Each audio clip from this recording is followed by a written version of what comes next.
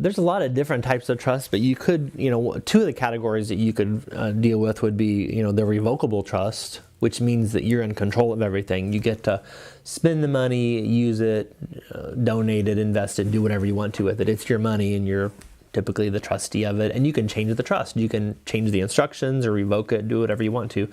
That's one type of trust. It keeps you in control. Now there's another type of trust that's an irrevocable trust, and that's when you give up some control of your assets. And usually we don't like to give up control, and we really don't want to unless we have to. But there's sometimes, in order to get to accomplish the goals that we have to use an irrevocable trust and give up some control of assets. And one of the examples of that would be from protecting assets from nursing home costs. So I call it a nest egg trust. When we take an asset, let's say it's 80 acres of farmland, or let's say it's the family home or whatever it is, and we're going to put it in this nest egg trust. And what the person is promising to do is that they're not going to spend that money. They're not going to sell that property and spend the money during their lifetime. We're going to lock it up, for the kids. And so sometimes people have the misconception they maybe have heard about a revocable trust, or maybe they even have a revocable trust that they've done in the past, and they're really good tools. We use them all the time. But sometimes people have the misconception that the revocable trust that they have is going to protect them from nursing home costs. And it won't, because of the control issue, because what happens is if somebody has 100% control of whatever's in that trust, then if they later need nursing home care, then the nursing home or Medicaid is going to say, you have control of those assets, then you get those assets and you spend them on your care.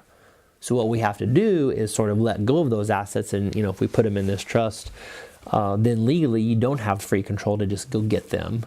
And so then once we get past, particularly once we get past 5 years, then it's going to be, going to be protected.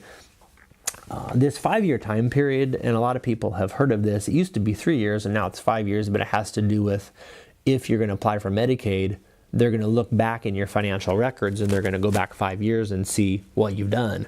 If you have an asset that you gave away and it was during the 5 years, it could cause a delay or what's called a penalty, for Medicaid. And where people get into trouble is where they give assets away and they don't understand the consequences of that.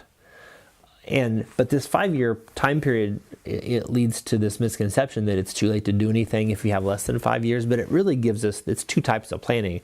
If we have the more than 5 years, we can do one type of planning. If we have less than 5 years, we do a different type of planning we call crisis planning.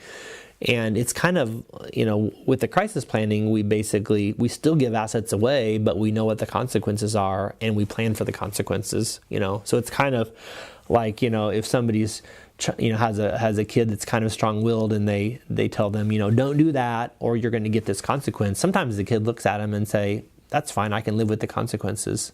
And that's basically what we do with the Medicaid planning. When we move assets around, it triggers this benefit delay, but we know it's going to happen and we plan for it and we expect it, and it's part of the strategy that we're using.